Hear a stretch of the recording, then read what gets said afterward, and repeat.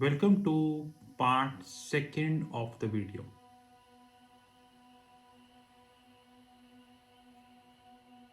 Many there are many people in the world who are upfront and highly knowledgeable. But the count of these people are limited in few hundreds. And there are millions of idiots in the world, and especially the regulators, who do not want to listen to them.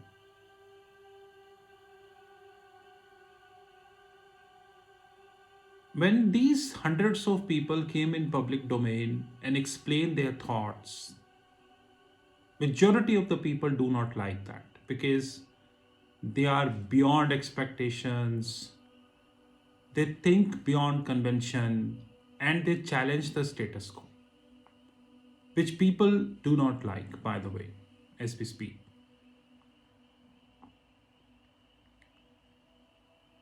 There were many people in 2006, in early 2004, 2003, who came in public domain and said that LIBOR is getting manipulated. But the regulators, they tend to disregard these voices. Why do regulators disregard these voices? The sense is common: money. You do one corruption, pay something, and you get scot free. This is how it works. And no country is an exception.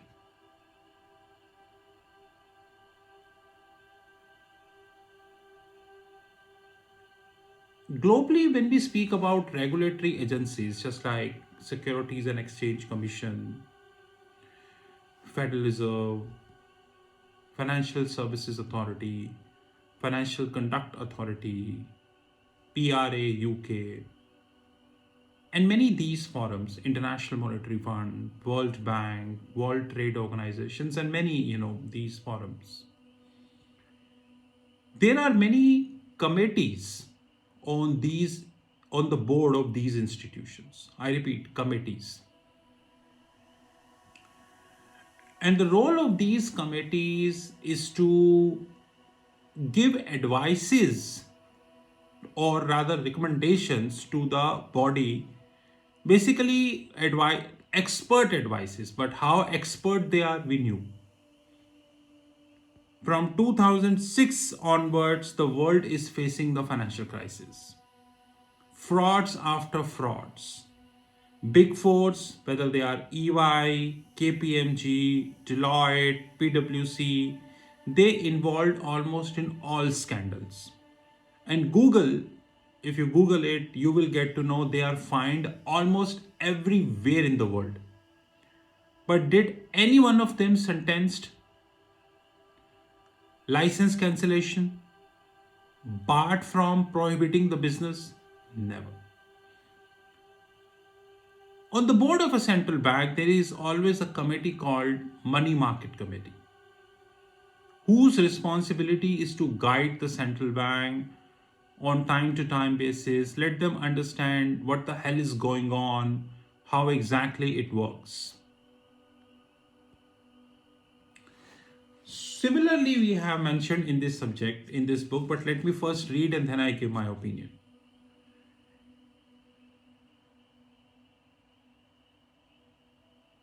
It was an arrangement that suited the real nexus of power. The official sounding Foreign Exchange and Money Market Committee. I could easily recall because I had a practical, I repeat, I had a practical demonstration of how central banks are paid. So I could easily recall that this book is correct at this part, that Foreign Exchange and Money Market Committee. The Foreign Exchange and Money Market Committee, FXMMC, was made up of about 15 representatives from a LIBOR setting banks who exercised a veto on anything LIBOR related. Ivan, who was there to act as a secretariat. Likewise, if any evidence of manipulation was discovered, it was the committee that decided any punishment. In its 22-year history, 22, not a single firm has been sanctioned. The way the group conducted its business was more akin to a meeting of five families than a professional body. Members of FXMMC were never named, no minutes of meetings were published. They met every few months at undisclosed locations. All new members were proposed and then vetted by existing members. Means existing members are proposing the new members. Very good. I am your relative. I polish your boot. I would be the part of committee. The BBA refused to divulge what was discussed or decided. This is the FXMMC. Now wait a minute, I have something more to deliberate.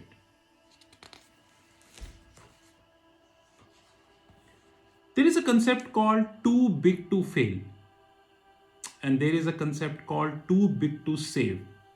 And there is a concept called too big to decide. Page number 56. The banks on the committee had a sound reason to resist significant change the way LIBOR was set.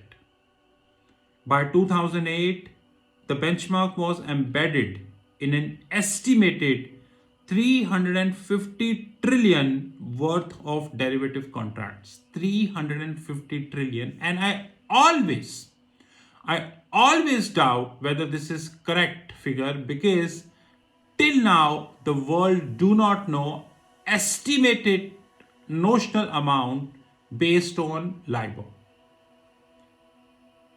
And 10 trillion of loans around the world. So 350 trillion of derivative, 10 trillion of loan, total 360 trillion. To put this into a perspective, the total amount of the US mortgage debt outstanding at the beginning of 2015 was 13 trillion. Any substantial alterations could have invalidated these contracts. Some of which, in case of interest rate swap, last decades. On the top of that, acknowledging serious flaws in LIBOR would have left facing a barrage of litigation and legal issues. Page number 56, this book, Bloomberg. I would like to add something in this, which the author missed: knowledge. Bloomberg. There is a concept called fallback language. It is not a computer language. It is not artificial intelligence or machine learning. It's called fallback language. Now, what the hell is that? Fallback language means that if you wanted to change an existing nomenclature with a new nomenclature, you can opt for it. And you will get a time to get this done. It is not that you need to get this done on an overnight basis. This is completely incorrect. It is not like that. Henceforth, mentioning that any substantial alteration could have invalidated those contracts, the author is not aware about the fallback language. So would FX Money Market Committee. This book is by Bloomberg. Apparently you feel that this is a substantial book, but when you read with your knowledge, thanks to God, you feel that this book lacks at majority of the places. Like in the earlier video which I shot on this book titled Benchmark Regulation, I pinpointed many mistakes, and here I am covering FX Money Market Committee. In this part, what we understood is that FX Money Market Committees, they officially sound like a very strong committee having multiple banks, having experts, but technically speaking, they are weak, extremely weak. And the end result, we have scandals like LIBOR and many such scandals which we would be covering. That is something which we need to learn in the FX and money market committee. Now, see you in the part 3 where we would be exploring more.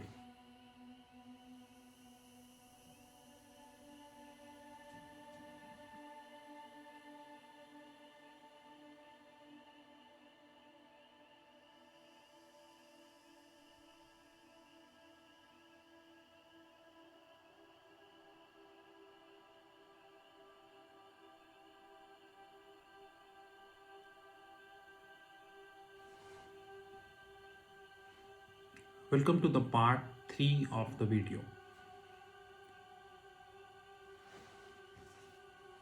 Refer to the page number 50. LIBOR has been overseen by British Banking Association with a little fanfare and few problems for 2 decades. 2 decades.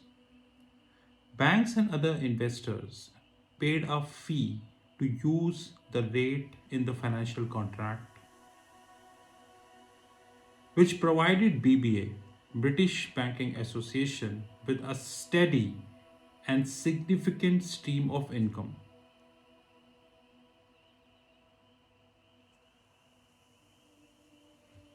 What do you think? Is LIBOR the only benchmark that fixed? Let me give you an example which links with the FX and Money Market Committee. As we speak, we are having near about 189 currencies of the globe. In globe, 189 currencies. Out of which 24 are non-deliverable currencies. And rest 165 are deliverable currencies. Although I had many videos wherein I had detailed discussion about the difference between deliverable and non-deliverable, but let me try again. There are many central banks in the world who are thinking, including RBI, Reserve Bank of India, that neither we will do on anything nor I will allow you to do anything. What they do, they never let their country or their currencies as a capital flow currency. Just like if we compare PBOC, People Bank of China, although people have many apprehensions about China, and few apprehensions are correct also, just like the data which is coming from China is never be the trustworthy data. So would India. I always disregard the data by RBI. And soon we'll have videos. But one good thing Chinese central bank did in the last few years is they make sure that Chinese yuan, who used to had near about zero point 0.8 or lesser than that composition in the world of foreign exchange reserves, they let Chinese yuan to be market settled, which means the free capital account convertibility. And as we speak, Chinese yuan is amongst the top 10 traded currencies of the globe. They are giving exceptionally well challenge to euro, GBP, Swiss franc, Japanese yen, Singapore dollar, and all. But thanks to the international media, they are not interested talking about that. Includes Bloomberg. Bloomberg. But if we compare this with India, then RBI never let this happen. They are always busy in paper. That's a separate thing that in this budget talk, finance minister talking about launching a digital currency, it is like a 10th fail person is talking passing PhD, that too from MIT. A country central bank who was unable to resolve the financial scandals, unable to resolve majority of the banking issues, billions and billions of dollars of non-performing asset, bank audit related issues, bank run-ups, and many such, is talking about launching digital currency. Anyways, these central banks who contain their currencies are known as non-deliverable. Basically, they control the valuation of their currency.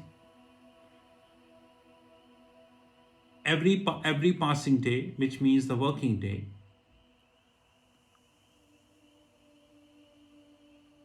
they give the valuation of fixing.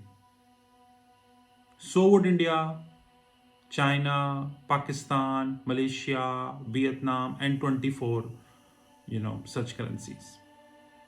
The fixings which is coming in the public domain, by the way, it is not coming in the public domain, it is coming on Reuters and Bloomberg. So it is no more coming in public domain, right?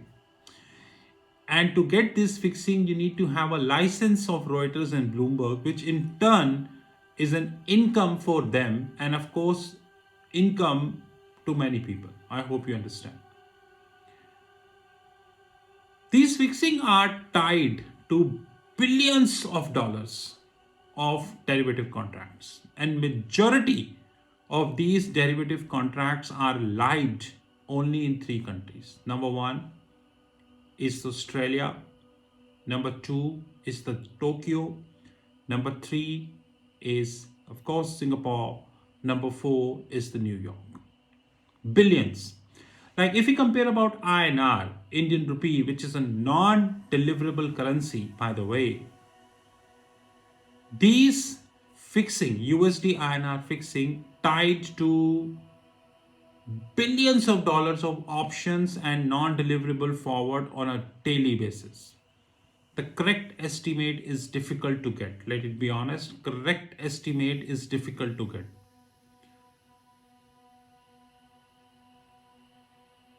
But having said that, what do you think? These non-deliverable fixings, are they correct? Let's give me a simplistic example. If today I tweak the non-deliverable fixing of any currency by 1 bips, only by 1 bips, it ends up as billions of, if not billions, then millions of valuation to major banks. There are many banks in Singapore, Goldman, Citi, JP, many who take positions in liquidity swaps, who take positions in non-deliverable forward, non-deliverable options, non-deliverable OIS, non-deliverable swaps, and many more products. A 1 bips here and there, I repeat, 1 bips here and there may end up millions to them. What do you think? This non-deliverable market, which accounts near about 24 currencies, is this non-deliverable market completely flawless? No errors, no manipulations, no give and takes, everything correct, completely flawless? What do you think? Of course, more videos would come in that regards.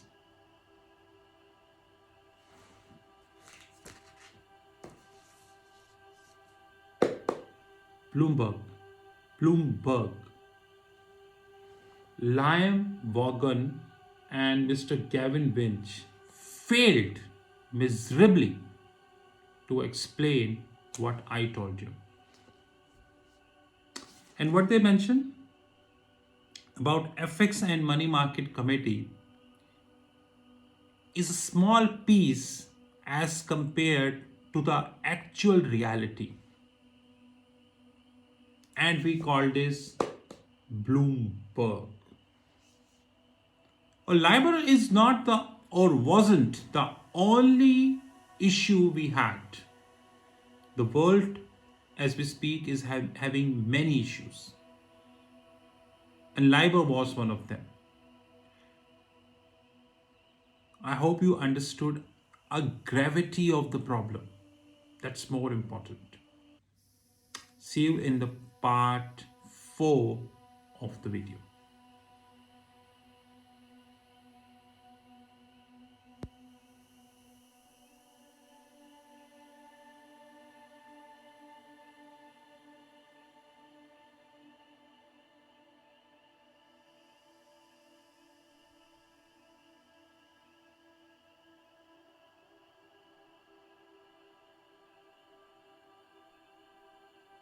Welcome to part 4 of the video.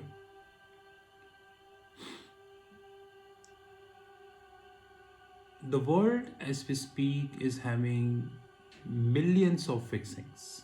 Millions. Henceforth, elaborating all fixings in one video is impossible. Probably in the later stages, I would be deliberating more on fixings. We feel that there is no concept called cross-channelization. Now, what the hell is cross-channelization? Now, by cross-channelization, I mean one fixing influencing another index. And this is a reality. Although I shot many videos on OIS, overnight index swaps, but let me have another stupidity by Bloomberg. Page number 53 of this book. In August 2007, the spread between 3 months LIBOR, dollar LIBOR, and overnight index swap, a measure of a bank overnight borrowing cost. What the hell you talking? What the hell you talking? Overnight index swaps are not for overnight. It is for longer tenor also. USD overnight index swap lasts till 40 years. GBP, Euro, Japanese yen, Swiss franc, they last till decades.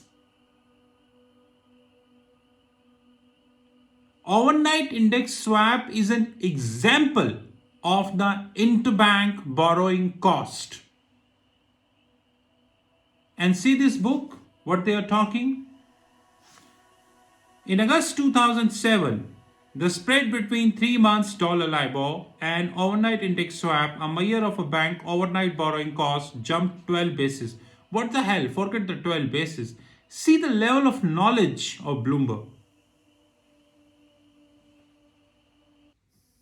Overnight index swap, in short, is a measure of hedging local currency exposure in local currency books and local country. This is OIS, overnight index swaps. And what the hell is mentioned here? We know the reason.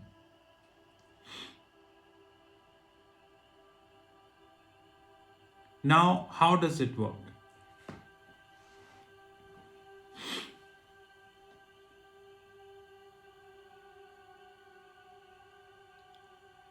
If I have taken a position in any interest rate benchmark. And if I'm in a position to manipulate this by 1 bips, which by the way, it's still going on. If you are thinking it is not going on, then you are mistaken.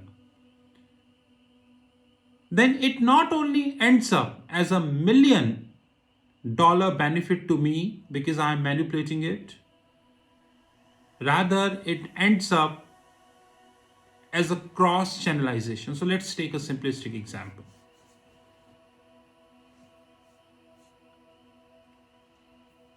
I'm having USD INR non-deliverable forward, and I can make 1 bips changes in the fixing. It's an example.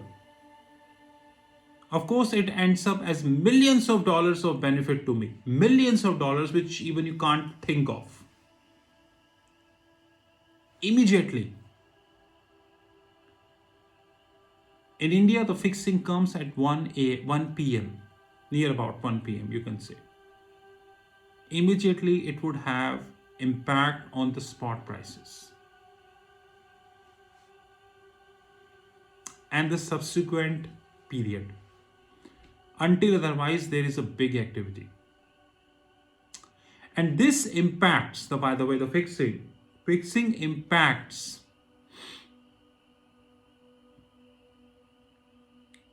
the IRS curves, interest rate swap curves, POS positions, principal only swap positions, COS positions, coupon only swap positions, the USD INR OIS curve, USD INR FRA curve, forward rate agreement curve, USD INR CCIRS curve, cross currency interest rate swap curve, and many more. If I can manipulate it by 1 bips, then I would end up with several $1 million of money. Several millions. And this is just a simplistic example I gave. Oh, what the hell is that? What I'm talking is the cross channelization which I'm talking. That is very important. Which means that, apparently speaking, I'm manipulating a fixing by 1 bips. It's an example I again repeat. I'm manipulating the fixing by 1 bips, but it ends up manipulation in multiple indexes who are directly or indirectly linked with that fixing.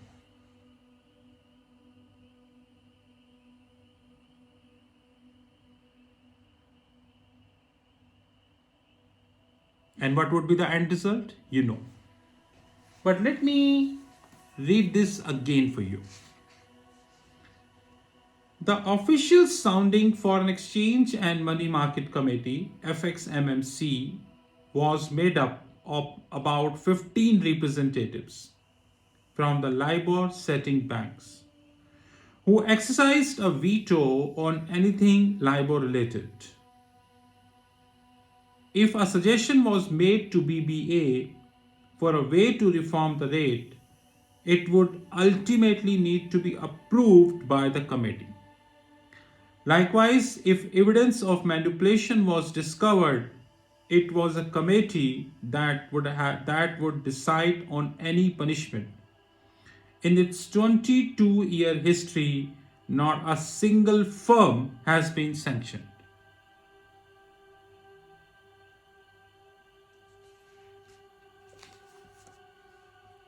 Bloomberg. And what's the title of that book? The Fix. Did they mention the non-deliverable part which I told you? No. To conclude this whole story, one thing which we need to learn very clearly and concisely is that The world of financial markets is full of frauds. It is as deep we never thought about. Let it be honest. More importantly and apparently, we might end up having millions of books in libraries on Amazon.com or maybe various platforms, but that doesn't mean that all of them are high quality books. There is so much about the banking and the financial infrastructure. I call this at financial infrastructure, which isn't available in the public. I gave you an example of MAS, Monetary Authority of Singapore, and I'm not short of examples. And this is something which we need to learn. To all who are looking to have their career in the financial market, probably investment bankers, probably the dealers, the traders, the prop traders, and all like that, they need to learn these things. Apparently, these regulatory firms works for you. Apparently, but practically they are not working for you. Practically they are designated, I repeat, designated to work with few selected people, probably banks. And this brings, let me be honest, this brings the level of stupidity inside the system, which in turn create frauds. We have fixings in commodities, we have fixings in weather derivatives, we have fixings in fixed income, money market, currencies, and majority of these fixings are rigged. Just one fixing, LIBOR, came in public, and I gave you the example of the non-deliverable. Try and understand what I told you in this video, that the so-called committees on the board of these these central banks, they only work for few people. And if they think that no one can raise the voice, or no one can expose them, or no one can let people know that what the hell they are up to, then they are absolutely incorrect. Let it be honest. So next time when you hear a committee, especially the money market committee, Association of Banks Singapore, Monetary Authority of Singapore, and I'm not short of examples, don't treat them as a god. They are not God. They're not God. They are designated to work for few people straight away. And this designation would continue until otherwise somebody like me or maybe somebody else came forward and came up with the facts which cannot be denied, like I'm telling you. And that's a reality. But at the end of the day, grass is not green on the other side. A very great line by, I don't know who made it. Grass is not green on the other side. Similarly, Bloomberg is not a knowledgeable institution. I am watching their TV on a daily basis. I'm watching their quotes on a daily basis. And now I'm reading their book. What the hell is this, Bloomberg? Didn't they vouch this book? Didn't they check this book? Didn't they aware that what the author, the so-called Mr. Liam Vaughan and Gavin Winch is writing, is that a complete fact?